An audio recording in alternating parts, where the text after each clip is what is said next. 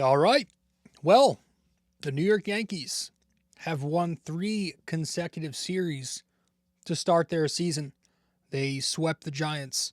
They took 2 from the Mariners, and they headed back home to the Bronx and took 2 out of 3 as well against the Marlins.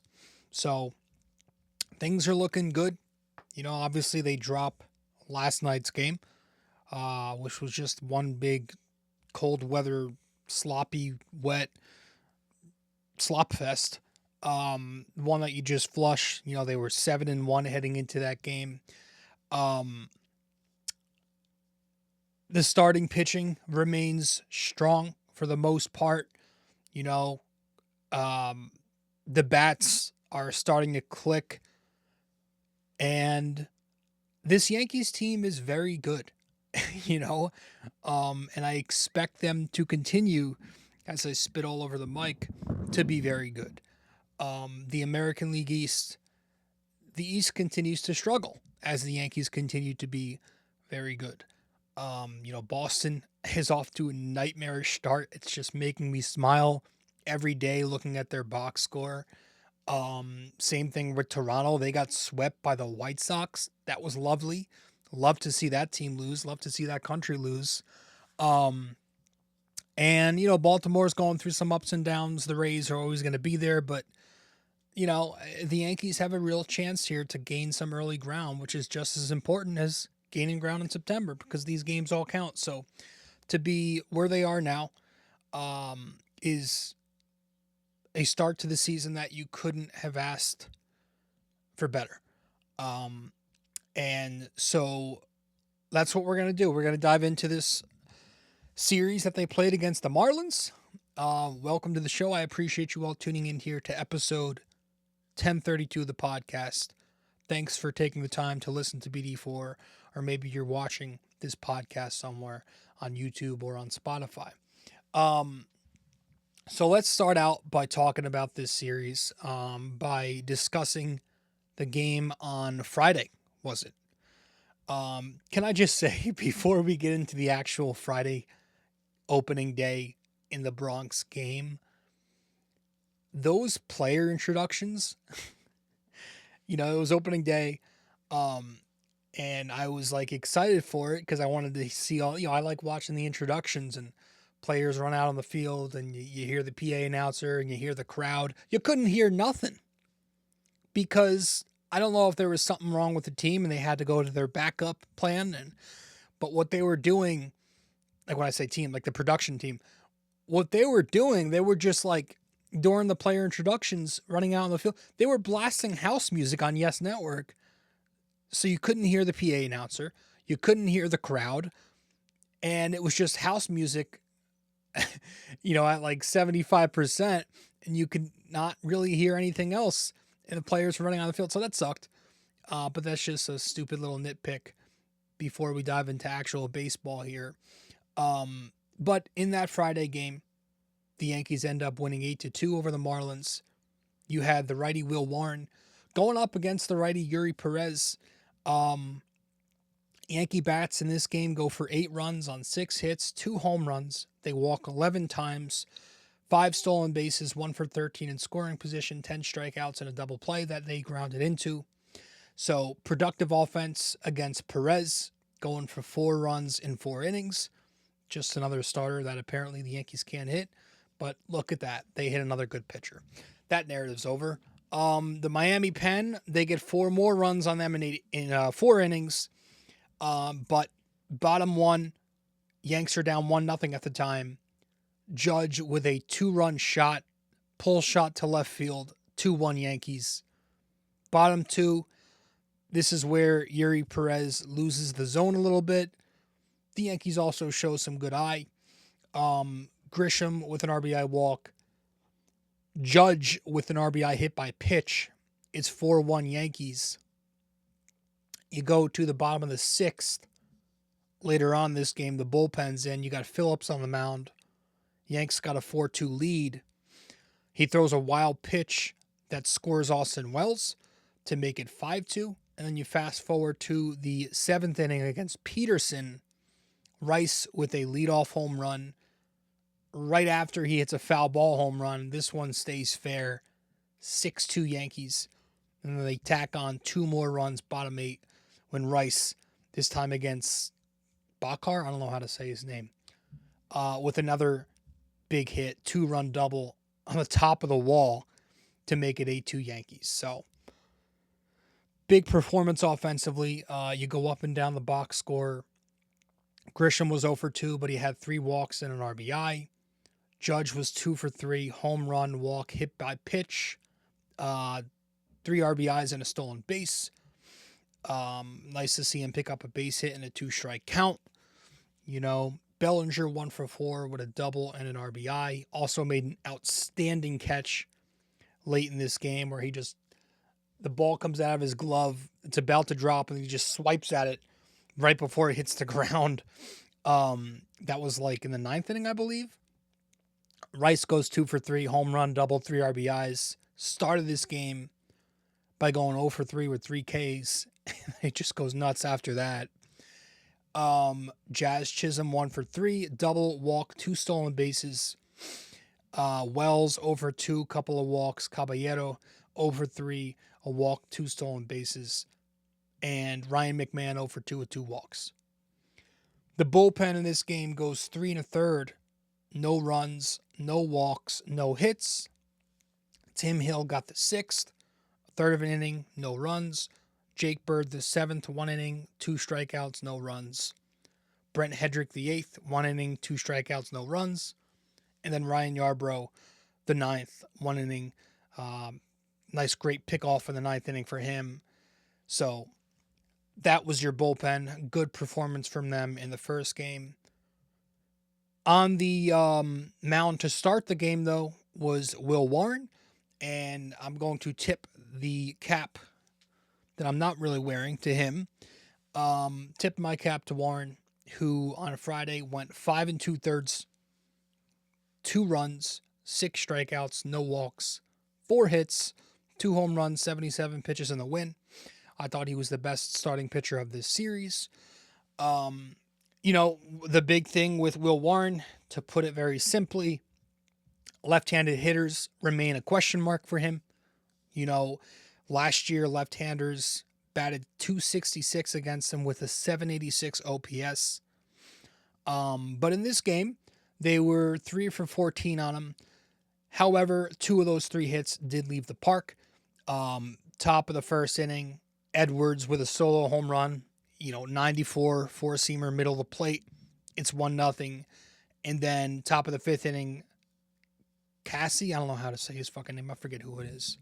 Solo home run, 93-mile-an-hour 4-seamer, up and out. So I think to fix those issues against left-handed hitting, I think the big key for Will Warren is going to be leaning more into that changeup and a lot less sweeper and 4-seamers for lefties. Use your changeup more because you are a right-handed pitcher. The changeup goes away from a lefty. The sweeper goes in. So unless you're locating that and you're backdooring it with success, which is very difficult to do right on left, I would just go to the changeup more because the sweeper is much easier to hang right on left than a changeup is. Changeup for him has been a good pitch for him. It's got great depth, but I just think he needs more confidence in throwing it. And if he does that more, I think that's going to help him get lefties out. Very similar to the way Rodon struggled with righties, right? But then the Yankees added the changeup for him, and he's been much more successful since. So that's the only real pick I have, but he found a lot of success with his 4-seamer outside those 2 home runs. After he allowed that first home run, gets 12 consecutive outs, and he's leading with his 4-seamer. I thought he used his sweeper early in counts to establish the fastball. And the velocity was a bit down on the 4-seamer, but I thought he commanded it very well. I thought he got swings and misses inside the zone because his 4-seamer has very good carry to it to get above the barrel, plus the good extension that he gets. That's going to help it play up and get those swings and misses, right? He went 95 in the zone to Marcy for a strikeout. He got Lopez to strike out, 94-mile-an-hour fastball upstairs on the inner half. He gets Norby to strike out, going 94 miles an hour upstairs on the outer half. And then he gets Conine to strike out looking, four-seamer that clipped the bottom of the zone at 94. So those were some of his strikeouts, and I thought in this game, as much as he was in the zone, in those at-bats where he was falling behind and was out of the zone, I did think he worked his way back into favorable counts very well to get those strikeouts and to get those outs.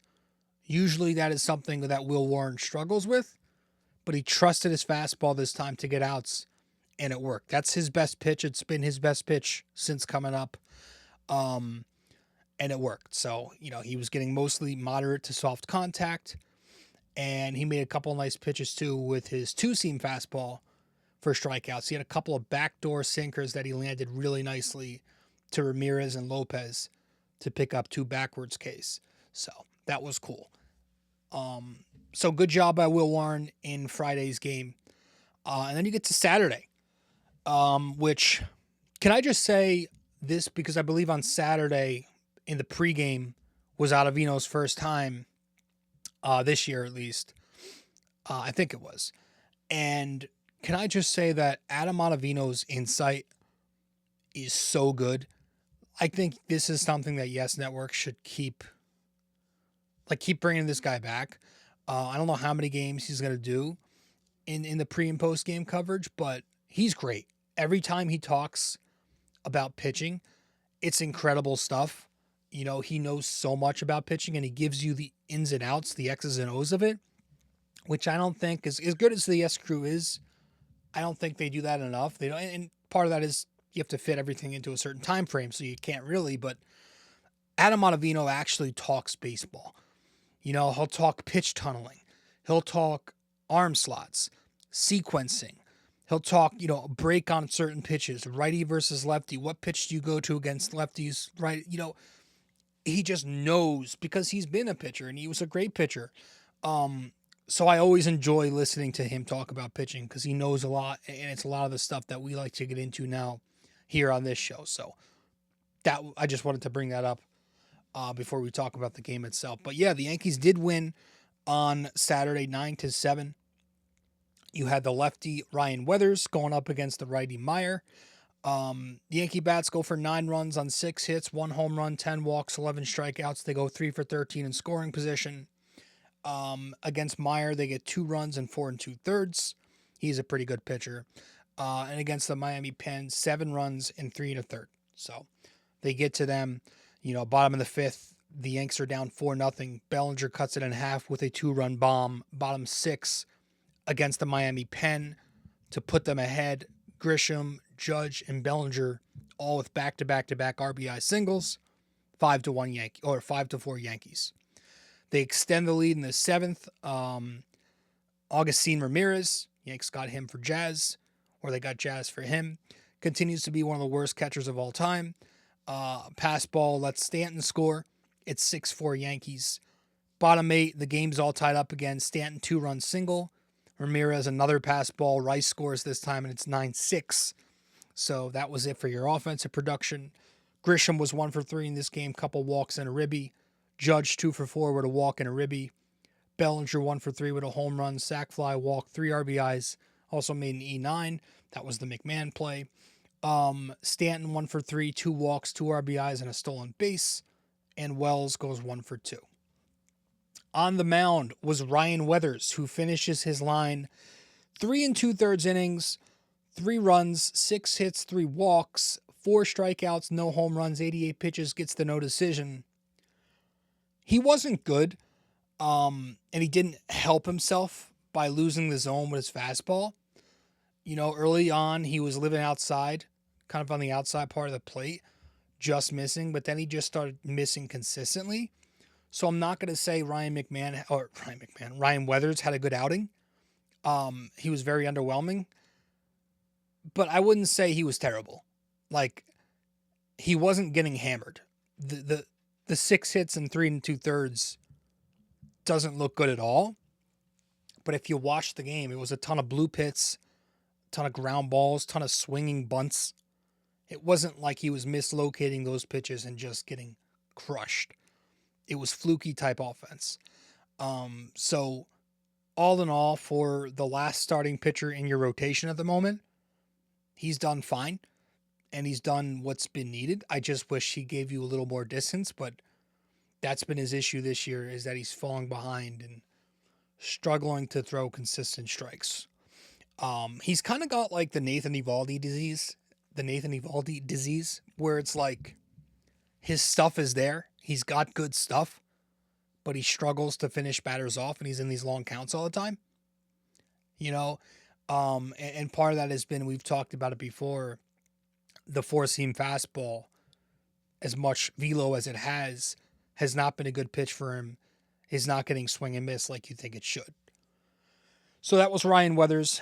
You go to the bullpen for 5 1/3. They let up 4 runs. They strike out 6. They walk 2 and give up 9 hits. Blackburn got the rest of the 4th, all of the 5th, and the beginning of the 6th. You know, in the top of the 4th inning with 2 outs, nobody on. The Yanks are down 3-0. Ramirez and Marcy pick up back-to-back soft contact singles through the hole. I thought Blackburn made some good pitches on them too, but it's 4-0 Miami. And then top of the 5th, he pitches a clean 1-2-3 inning, goes back out there top 6th, faces 2 batters before he gets pulled. Jimenez with a leadoff single. Final line for Blackburn, inning and 2/3, 1 run, no earned runs, 3 hits, 2 strikeouts. Tim Hill was perfect in the rest of the 6th and the beginning of the 7th. So 1 inning, no runs, no base runners for him. Cruz was also perfect in the rest of the 7th. 2/3 of an inning, no runs, 1 strikeout. Camilo Doval struggled in the 8th with the Yankees up 2 runs. Finishes his line, a third of an inning, 1 run, 3 hits, 2 strikeouts. Some bad command. Put him behind in counts and allowed hits. You know, Hicks with a leadoff single, cutter, middle of the plate. And then he threw a couple of decent sliders. Like he had a decent back foot slider low and in to Edwards, but he doubled off it to put guys on the corners. And then Sanoa with an RBI double, another decent, this was a front door slider low and in, but it ties the game 6-6. That's when he's pulled for Brent Headrick, who did a nice job rest of the 8th, 2/3 of an inning, no runs, no walk, or 1 walk. Bednar struggled again in the 9th, 1 inning, 1 run, 2 strikeouts, 4 guys that he put on base. We'll talk more about him and the rest of the bullpen in a minute. But yeah, this was a win. There were a few blips in this game. The defense in this series really took a step back, but in this game, you know, you had the McMahon play where he goes to get that bloop. Bellinger's going for it. Blackburn's not on third base. There's nobody there. That was annoying. I didn't like how McMahon, when he was up late in the game, was showing bunt. He was trying to bunt. He was told to bunt, I'm assuming. I hate giving away outs. You're surrendering at the plate. I never liked bunts with a team like the Yankees. I think bunting is like shit that teams who can't hit do. If you got, and I understand it's Ryan McMahon, but he's got power. I don't know. I didn't like immediately putting him behind an account because he's trying to bunt. Obviously, he did not look comfortable doing so. And then Jazz was way too slow on getting to that ball. You know, the transfer, did he lose it a little bit? You can't be that lackadaisical. Getting that throw off to first base in the 9th inning there, which allowed Bednar to give up that run. Cannot happen. But it was nice to see the Yankees pull away regardless, because in the past, I feel like that is totally a game the Yankees lose. You know, these types of wild, makes no sense, that's baseball, Susan type games. They lose that 10 out of 10 last year. Those Marlins games after the deadline, nightmarish. Very similar, but they pull away. And then Sunday, the Yankees win, or no, the Yankees lose yesterday, 7-6. This was the rain delay, so the game that was initially supposed to start at 1:30 started at 5:10. And yeah, the lefty Fried still going, but the Rays, the Marlins changed up their starter. They went to the opener in Pete Fairbanks, the righty. So the Yankee bats were still able to produce runs on both the starter and the bullpen. They go for 6 runs, 7 hits, a home run, 9 walks, 9 strikeouts. They go 2 for 12 in scoring position. 3 runs in 1 inning on Fairbanks, and then 3 runs in 8 innings on the Miami pen. Bottom 1, the Yanks are down 1-0. Rice with a 3-run shot to the porch makes it 3-1. Bottom 3 against Chris Paddock, who was supposed to start. Norby makes the E3, which scores Aaron Judge, 4-1 Yankees. And then you get to the bottom of the 9th, where entering this inning, the Yankees were down 7-4. They do make a bit of a rally when Jazz Chisholm connects on a 2-out, 2-run double against Bender. So that puts it 7-6. But the Yankees could not cash through enough there. So it was a tough offensive game. They did score 7 runs, so you can't blame their lineup. That's insane. But they did leave a lot of guys stranded. And normally I would not care about that because they scored 7 runs. There were so many meatballs in this game that they just didn't punish. Like, the Marlins pitchers were leaving just junk right over the heart of the plate. I mean, Jazz had a couple, but they just missed them. A lot of these guys did. Also, the pinch hit decision at the very end there after the Jazz double got some buzz on Twitter. With a right-handed pitcher on the mound, Boone went for the matchup over name brand. Now, in the moment, I disliked the move, but I also understood it. I think the pushback is like, again, it's about name brand. It's like, why not go to Goldschmidt, who's just a better overall hitter than Escara, and he's a guy who hits with runners in scoring position. The Yankees don't think like that. The way the Yankees see it, and it makes sense, like runners in scoring position, hitting is mostly random. It's just a coin toss. If you're a good hitter, you're a good hitter wherever. I think runners in scoring position is like a fan-obsessed number that we overvalue. So the Yankees went with the matchup split, and they felt going right on right, a right-handed batter facing a right-handed pitcher, is not what we want, because 1, Bender owns right-handed bats, and 2, Goldschmidt can't hit right-handed pitching. And that's a real thing. That's an actual baseball thing. It's not just like runners in scoring position magic, like this clutch thing that we love to talk about. No, this is like real baseball challenge. Right on right hitting, left on left hitting. You can't see that pitch as well when you're on the same side. You're allowing them to go to their tougher breaking stuff. If you're going right on right, that's an automatic slider you're going to have to deal with. But if you're going right on left, or if there's a righty on the mound and you're going to a lefty hitter, they're not going to be able to throw that slider as much as they want to or how they want to. So you're seeing tougher breaking stuff. The pitch visibility isn't there as much. It's just a clear disadvantage for a hitter. So they went with the matchup, and it just didn't pay off this time. So I had no real big issue with it. And that was that. But Fried pitched in this game 6 2/3, 3 runs, 3 walks, 5 hits, 4 strikeouts, 103 pitches, and he gets the no decision. Not going to spend too much time talking about his outing. Again, if this is Max Fried at his very worst, and this was his worst start of the year, you take it and you run with it. He was definitely not sharp. Again, the conditions weren't great, but he got through his 3rd consecutive quality start in as many games. This was the first time this season where he gave up a run.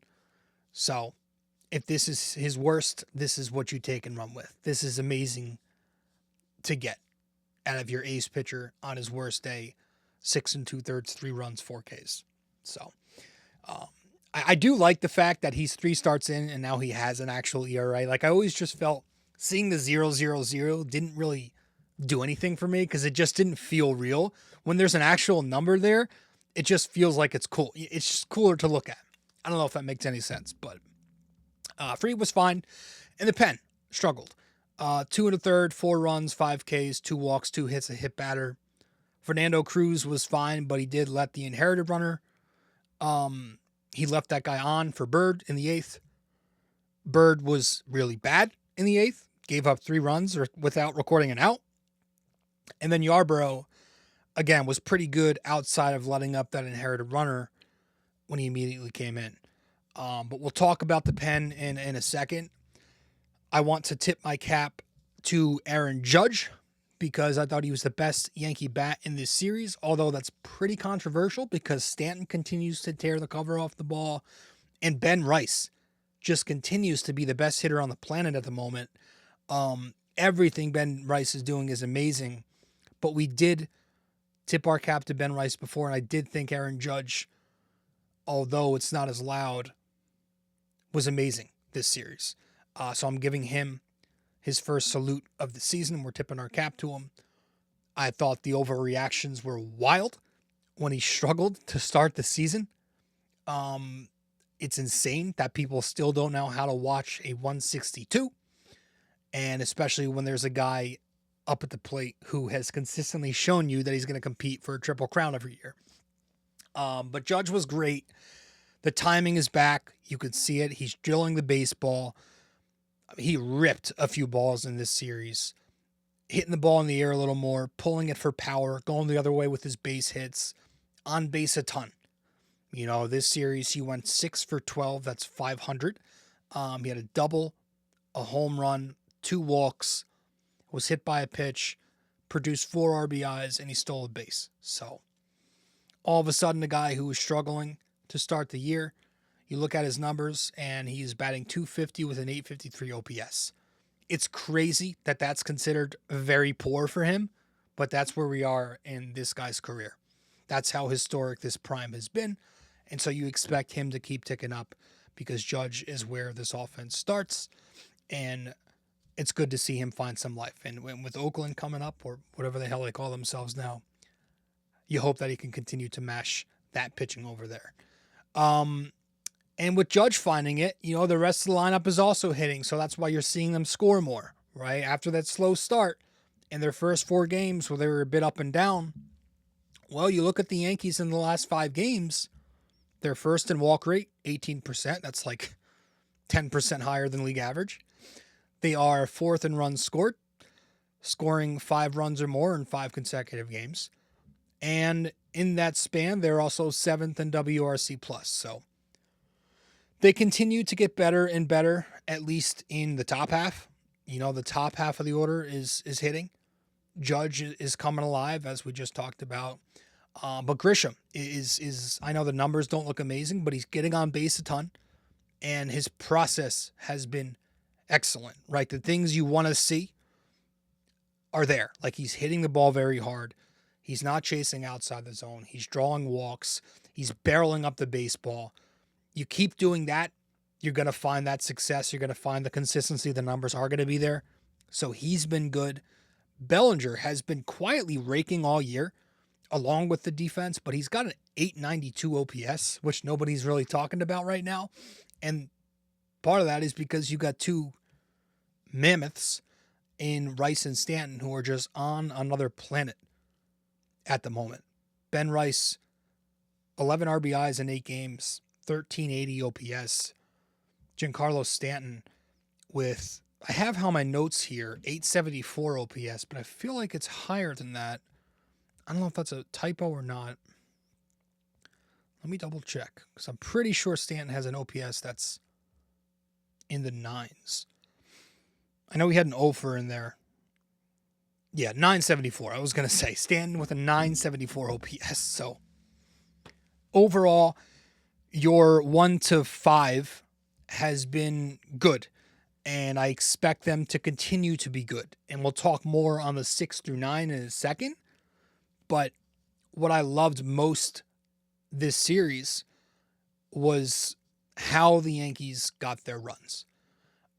They started walking again. That was something they weren't doing a ton to start the season. But when they're drawing their walks, and that is an important part of their game, that's how they get their runs. People forget that. They think it's just the home run ball with the Yankees. The Yankees have a very good approach.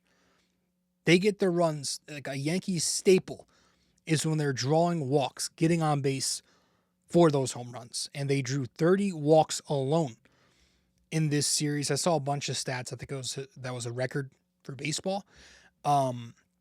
I don't know if it was a baseball record or a franchise record for that many walks, but, last year that was their formula. Do not chase out of the zone and then swing hard on strikes. And that led to a team that led the league in home runs and a team that led the league in walks, which helped them lead the league in runs. It's all a chain reaction. So teams that walk and hit for power will succeed because they get on base often and they get on base with the most damaging hit. It's combining quantity and quality. That is the difficult thing to do, but they somehow do it consistently well. And plus, when you're walking like this and you're running the way the Yankees have been running this year, that's a whole other formula you're unlocking because the Yankees have been running like madmen. Now there have been tons of stolen bases to put pressure on the defense, to get into scoring position, to force errors, but that's been nice. It's also so much more than that, right? Like they're stretching singles to doubles. They're taking extra bases off of base hits. They're tagging up. They're advancing often. Last year, the Yankees were 27th in terms of run value on advances with 24. This year, and this was entering yesterday, so it's excluding the 9th game of the season, the Yankees are 4th in run value on advances with 2. That's a pace for 41. Last year they finished with 24. So that's good to see that they're advancing first to home, first to third, second to home, first to home. Like, it's good. It's good. You want to see that continue because it's been a thing they haven't done a lot in recent years. And of course, again, the stolen bases are great too. Last year, the Yankees were 8th in stolen bases with 134. Very good. This year, again, entering yesterday, they were 2nd with 12. That's a pace for 243. So it's well over 100 more than last year, at least on pace for now. But you had Friday, you got Wells tagging up, you got Jazz stealing second, stealing third, Caballero steals second, Jazz advances to third on the Wells fly out. Jazz is an auto runner in scoring position every time he's on base, and the odds are he's going to find his way to third somehow. That's normal for him. So when he's on base, that's huge. Saturday, Stanton and Goldschmidt, stealing bases and advancing extra bases. Stanton steals second. Stanton scores on the pass ball. Goldschmidt scoring from second base on the base hit to left field. It's great. I don't know how sustainable this is, but it would be nice to see some more of this year with guys going from first to home and stuff. And there's slower guys going from second to home and advance. Like, it'd be nice. So I thought that was great. And it's something I'm going to keep an eye on. But let's talk a little bit more about this lineup. I want to go back to the lineup because the bottom of the order is starting to make a little bit of noise. And it's noise that I don't think is really fair. I think that people need to remember when they're overreacting like absolute madmen that, like, this is not a football schedule. It'd be one thing if this was a 17-game season where you don't really have time for elongated slumps. Baseball is 162 games. So probably don't react too strongly to any slump during the first 8 games. Or the first 28 games. Or the first 58 games even. Because the longer something is, the more room there will be for variance. That's just math. Jazz has been awful. He's been really bad. He has shown a little tiny bit of life this series with the bat. I know he was 0 for 5 with a couple of Ks in the middle game, but he was on base twice on Friday. It was nice to see him take a walk. That's key. He had the 2-run double again in the 9th last night. Nice to see him barrel a ball on a line. Also key, right? Those are the keys for Jazz. Low chase rate, high barrel rate. It's kind of key for a lot of Yankee bats. If he's not chasing out of the zone, and that's been his thing as a Yankee, he's chased less, and he's barreling the baseball, that's when you get the 800 OPS, the 30-30 season. But right now, he looks abhorrent, and he's giving them nothing. And the approach is just not great right now. And when you're doing things like you did the other night in the ninth inning, fielding a ball too slowly, when you're half-assing it like that, I don't care as much if you're producing, but when you're not producing, you got to get it together. And this is Jazz's contract season, so it's his last season in pinstripes. It is a season that he is going to be hoping to make money from. It is a season where he's expecting himself to go for a 50-50 year. I think everybody blew the shit out of that out of proportion. But bottom line is step it up. You know, because you're a big part of this offense and people expect things out of you now. And, you know, I think he'll be fine, but I need to start seeing that. And then, yes, like the other guys, 7, 8, 9, Caballero, Wells, McMahon, it's been awful with them. But two things to keep in mind. One, the bottom of the order in every lineup is full of glove first guys who don't hit much. So those guys are not supposed to hit. And every single team in baseball has like 2 to 3, at least 2 to 3 below average bats. Most teams have more below average bats in their starting lineup, if we're being totally honest. So that's normal. And I think people need to understand that. 2, the problem with that right now is all of them have like 300 to 400 OPSs. That is not good. That is abhorrent. But that's also unsustainable. Like nobody's going to last a full 162 with an OPS that a high school kid could have. You know, I'm not saying Caballero, Wells, McMahon are going to be good to great hitters, but I am saying that there is a pretty good chance that they'll just be normal bad hitters, if that makes sense. Like they'll get back to below average as time goes on, and that'll make it fine. Because again, as I said, every good lineup has a couple of below average-ish bats. So if they're not abhorrent and they're just bad, that's fine if you're 7, 8, 9s like that. It's like the same thing as Ben Rice. Ben Rice has this, 1,500, whatever the hell we said, OPS right now. That's not going to last all year because that's not realistic. It's not sustainable. But he's also not just going to revert to awful. So it's tough, right? Because McMahon's a tough watch right now. It's annoying because some of the underlying stuff is very good with him. Like he drills the baseball when he connects with it, and he will take a good amount of walks and doesn't chase a lot. But the swing and miss is preventing him from being semi-consistent. That's the problem with him. I don't care about the strikeouts if the production's there, if you're on base more. Like if Ryan McMahon is getting on base at a clip that's like 335 or something, I don't care what kind of outs he makes when the outs are not coming that very often. But he's not getting on base right now. So it's tough. It's really tough. I think he has 2 hits on the season. He had 1 hit before last night.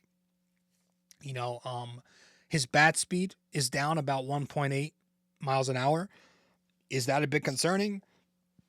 I don't know. I don't want to go there yet. I think some of that could just be timing and not seeing the ball well. Wells, I still think that Wells has some offensive upside. Of those 3, 7, 8, 9 guys, I think Wells has the most upside. But he's still not hitting consistently. He took a step back last year. We talked about this a lot. Chased out of the zone a lot. Led to less walks. Led to the low OBP. You need him to get back to what he was in 2024, where he was very selective at the plate. He got his pitches, and he was getting on base more. Because we know he's got the pop in the bat, but if he can get more consistently and get back to chasing less, you have yourself some mid-700s OPS catcher with the great defense. But he's not hitting. And then Jose Caballero, who's just been absolutely abhorrent on both sides of the diamond right now. He's missing throws, along with McMahon, who's not making throws well either. But Caballero's bouncing throws, he overthrew one last night. Awful approach at the plate. I mean, he's not hitting the ball hard. He's not getting good wood on the ball. He's not driving the baseball. He's not making contact. He's chasing out of the zone a lot. There's nothing that's going on right now with Jose Caballero that's promising offensively. So if Volpe gets healthy, and in a couple of weeks, if he returns and he looks just as good as shortstop as he has when he's healthy, I'm fine with him because he's got a much stronger process at the plate to suggest that he could at least get to a league average bat. I still think that's possible. As much as Twitter will tell you that's not the cool opinion to have, it's not trendy, I trust Volpe to give me mediocre offense more than I do Caballero across a 162. There's nothing that says that with Caballero, right? Last year, as bad as it was for Volpe, at least you saw a big decrease in chase rate, where he chased 5.4% less. That put him in the 77th percentile. At least you saw an increase in bat speed, where he was swinging the bat 3.3 miles an hour more, which is a big increase. That put him in the 59th percentile. At least you saw an increase in barrel rate. He barreled 6.6% more balls. That put him in the 64th percentile. So if Volpe is pulling the baseball and he's pulling it in the air and he's getting a lot out of his swing and he's not just reverting to soft contact bloops the other way, I trust him a lot more than I do Caballero as an everyday starter. I think Caballero is great. He's nice. He's a perfect pesky guy to have on this team. I always call him like the modern day Torreyes, but he's a utility man. You know, he's also 4 to 5 years older. So you kind of know what you're getting from him on this team. So at the end of the day, again, I want to make this very clear and I want to repeat it. This lineup was the deepest lineup in baseball last year, and they brought back those same guys. It's normal to have light bats. It's more than normal to have 3 light bats. But those 3 light bats can't be as bad as those three light bats have been so far, and they won't. So that's it on the offensive side of things. When we return from a quick break, I want to talk a little bit about something that's starting to show some cracks. We'll get to that in a sec. Stay with us. Quick break here, guys. Stay connected with BD4 on social media. Follow us on Instagram and X at BD4Pod, and find us on Facebook by searching BD4. Don't miss out. Join the conversation. Want more BD4? Subscribe to our YouTube channel and never miss an episode. Hit that like button, drop a comment, and share with your fellow fans. Don't forget to ring that bell so you're always the first to know when a new video drops. Love BD4 but don't have the time to sit down and watch? Don't forget to subscribe on Apple Podcasts and Spotify so you never miss an episode. And if you're enjoying the show, leave us a 5-star rating and a quick review. It helps us grow and keeps the conversation going. Okay, welcome back to the show. Welcome back to episode 1032 of the podcast. Episode 1032 here of BD4 Talking Yankees. This bullpen, it started out really good. We praised them maybe a little prematurely in the first episode or second episode, don't remember. But they're starting to show some cracks, as expected, right? I think when we all were talking about this Yankees team entering the season and we talked about the lack of a major offseason move, it was the bullpen that scared a lot of us, right? Because I agree that it's the weakest part of the team, although I always add the little twist that it's the weakest part with upside, because I do think there's more upside here than people think. It is a concern still. And it's a pen that when the Yankees put together their 26, they kind of built it very oddly, because they get out of spring healthy, but they're carrying 2 long men in both Yarbrough and Blackburn, as well as a 9th spot in the pen to a guy who has not seen a single inning yet, in Cade Winquist. That's weird to me, because now you're basically burning 3, or I guess 2 spots. Like, there were lanes There have been plenty of lanes this season through 9 games where you could have went to WinQuest. Like these low leverage lanes where you're up big, you could have went to him just to see what you have. And the Yankees have not gone to him, which tells me that they just don't have confidence in his stuff yet, or they don't think he's very good. And that's fine. But again, if that is the case, why is he getting that roster spot? You know, Yerry De Los Santos or, Rafael Montero or Angel Chavi or Giovanni Cruz or Castro or et cetera, et cetera. There were guys down there that I think would have been a better option that you could have had more. You know what you're getting from De Los Santos. You saw him last year. He did very well for you. He's not amazing, but he's adequate. I don't know. None of those guys got a spot. And again, I don't know that you need 2 long men. You can just carry 1 long reliever. But having both Blackburn and Yarbrough, and then you're not using WinQuest, basically 2 valuable roster spots being wasted. And that is a very good way to burn guys out. Because it leaves you with just 6 spots in your bullpen for your high leverage arms. Like Bird, Camilo, Headrick, Hill, Bednar, and Cruz. Now you're relying on just 6 of those guys. And I don't know if that's the best strategy to use out of your bullpen. Roster spots are very valuable. So the depth is a little shaky there on the back end, and the way the Yankees are using their depth on the back end, I don't think has been optimal. That's just my stupid opinion. But yeah, it's been very up and down. You've had some shaky performances so far from arguably your 2 most talented arms in Camilo and Bednar. So I guess you expect positive regression from them too. But, Bednar, it's a little bit concerning with the lack of swing and miss stuff right now. Digging into the numbers a bit, I went on his Savant page. His 4-seamer this season has gotten a 9.5% whiff rate. For some context, throughout David Bednar's career, that 4-seamer consistently gets 25 to 30%-ish whiff rates.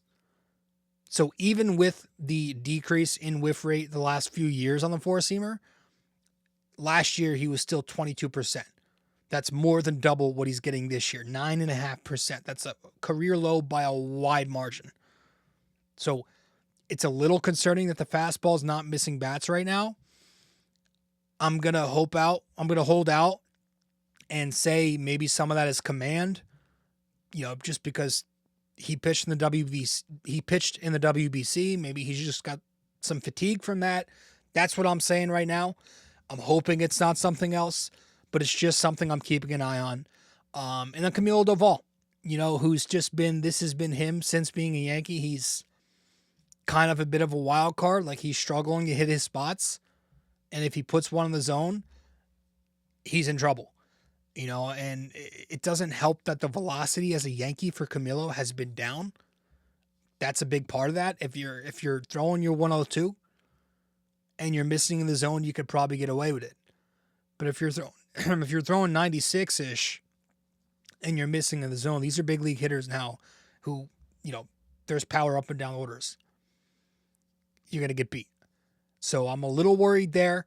About the stuff from both Bednar and Camilo. Not majorly worried, maybe more worried than I should be, but just something I'm keeping an eye on. And then, some of the guys that you're getting consistent, trustworthy innings from. Tim Hill has been good. Fernando Cruz is on a heater to start the season. Brent Headrick, who we'll get to in a second. Jake Bird. Blackburn has been pitching well. I'm never going to love him as a pitcher. I just don't think there's a lot of talent or stuff there. Hill has, again, consistently coming in, facing lefties, throwing strikes, getting ground balls, getting weak contact, escaping jams, rinse, repeat, rinse, repeat. He's been awesome. Jake Bird was bad yesterday. Again, the command from this bullpen has not been there recently. He comes in. I don't like the right on left sweeper. I don't like it if you're going to throw it middle, and that's what happens, and he gets punished. I'm still optimistic about Jake Bird because I think there's a lot there, but there's also reasons to be skeptical. Same thing with Camilo Doval. There's optimism, but there's reasons to be skeptical. Same thing with Brent Headrick. But I do want to say that I am loving what I'm seeing from Brent Headrick. And as a matter of fact, I'm going to tip my cap to Brent Headrick. From the bullpen this series, I thought he was the best one. Pitched 2 more scoreless outings in this series on the season. He's up to 5 innings, no runs, 7 Ks. Kid's good, man.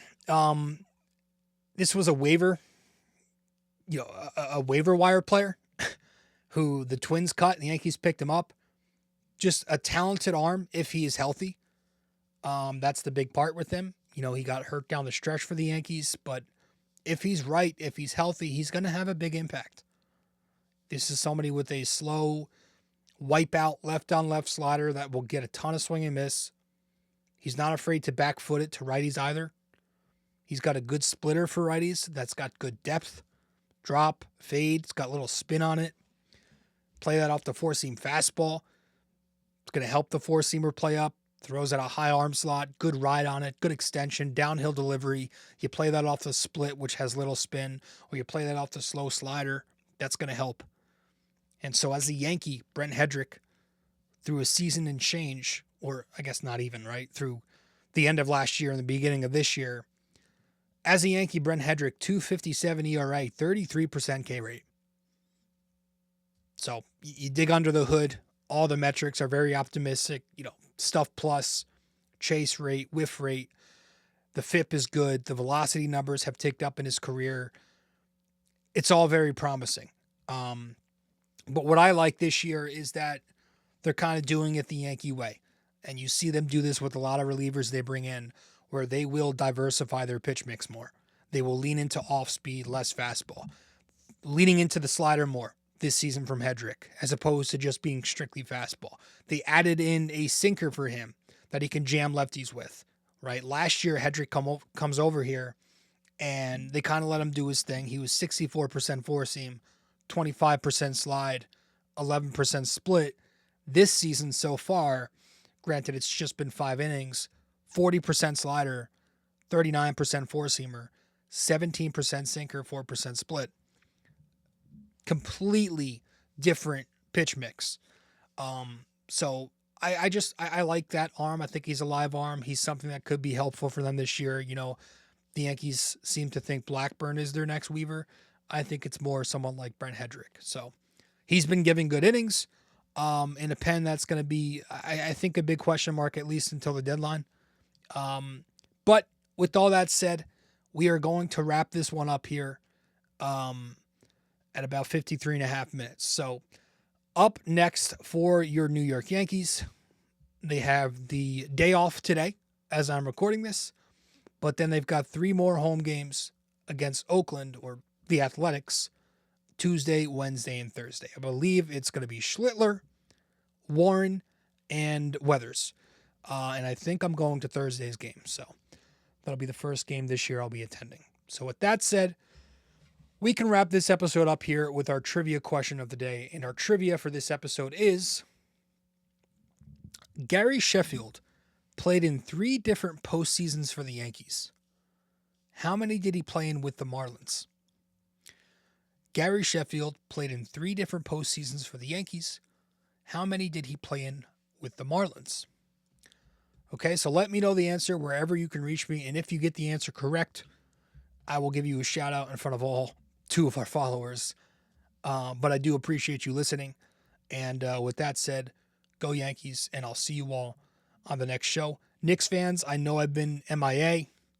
I'm coming back. Don't worry. I just needed to take a little break from them as the Yankees have started up and as the Knicks are kind of getting into the playoffs here. The last couple of regular season games don't mean a ton. So we'll be back with Knicks very, very soon after this upcoming game. Yankees fans, I'll see you after this A's series. Later. Hey guys, thank you for listening to BD4. Be sure to follow us on social media, subscribe to us on YouTube, and give us a 5-star rating on Apple Podcasts. We'll see you next time.